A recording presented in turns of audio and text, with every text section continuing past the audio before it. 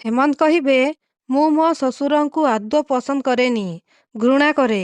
ଘୃଣା କରେ ତାଙ୍କୁ। କାରଣ ସବୁ କଥାରେ ସେ ମୋତେ ଇନସଲ୍ଟ କରନ୍ତି। ଏମିତିକି ସେ ମୋ ଉପରକୁ ହାତ ମଧ୍ୟ ଉଠେଇଛନ୍ତି। ମୁଁ ତାଙ୍କୁ ବରବାଦ କରିଦେବାକୁ ହିଁ ତାଙ୍କ ପାଖରେ କାମ କରୁଛି। ଆଉ ଏବେ ସୁଯୋଗ ମୋତେ ମିଳିଛି। ଏହାପରେ ପଲ୍ଲବୀ କହିବେ, ଠିକ୍ ଅଛି, ମୁଁ ଆପଣଙ୍କ କଥାକୁ ବିଶ୍ୱାସ କରିବି। କିନ୍ତୁ ଗୋଟେ ସର୍ତ୍ତରେ।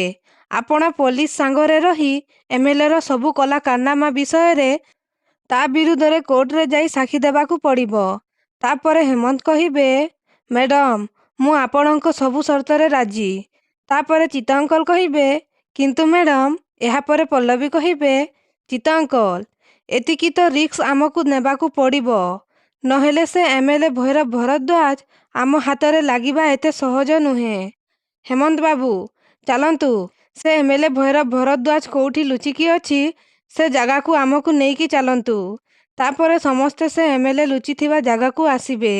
ଆଉ ହେମନ୍ତ କହିବେ, ମ୍ୟାଡମ୍, ଆସନ୍ତୁ। ମୁଁ ଆଗେ ଆଗେ ଭିତରକୁ ଯାଉଛି। ଆପଣ ସମସ୍ତେ ମୋ ପଛେ ପଛେ ଆସନ୍ତୁ। କହିକି ସମସ୍ତେ ଯାଉଛନ୍ତି।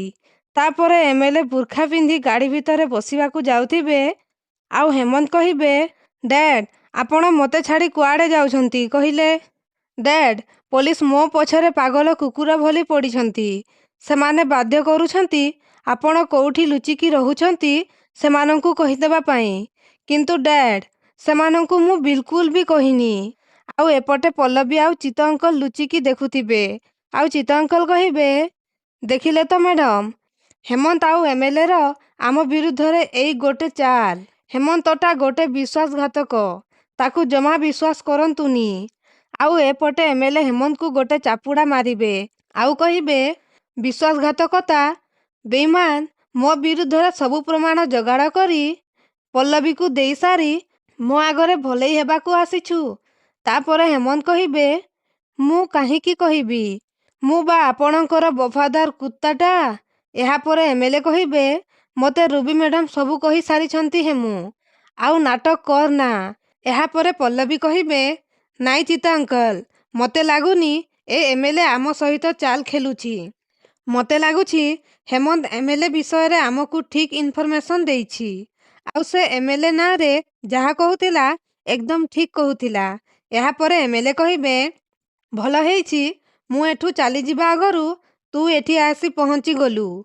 ତାପରେ ବନ୍ଧୁକ ବାହାର କରି ହେମନ୍ତଙ୍କ ମୁଣ୍ଡରେ ରଖି କହିବେ, ମୁଁ ଆଜି ତତେ ଏଠି ଶେଷ କରିଦେଇ ଚାଲିଗଲେ ମୋ ବିରୁଦ୍ଧରେ ସାକ୍ଷୀ ଦେବାକୁ କେହି ନଥିବେ।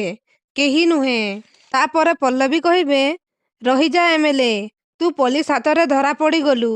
ତାପରେ ଏମଏଲ୍ଏ ବନ୍ଧୁକ ଚଲେଇ ଦେବେ। ଆଉ ହେମନ୍ତକୁ ମାରିଦେବେ। ଆଉ ତାପରେ ପଲ୍ଲବୀ ଏମଏଲ୍ଏଙ୍କ ହାତରେ ଗୁଲି ଚଲେଇ ଦେବେ। ତାପରେ ଗୋଟେ ଗୁଣ୍ଡା ପଲ୍ଲବୀଙ୍କୁ ପାଖକୁ ଯିବ। ଆଉ ଗୋଟେ ଗୁଣ୍ଡା ଏମଏଲ୍ଏଙ୍କୁ କହିବ, ସାର୍, ଚାଲନ୍ତୁ, ଆମେ ଏଠୁ ପଲେଇବା। କହି ଗାଡ଼ିରେ ବସି ପଲେଇବ। ତାପରେ ଏମଏଲ୍ଏ କହିବେ, ଏକ, ଆରେ ରଖ ଗାଡ଼ି, ରଖ।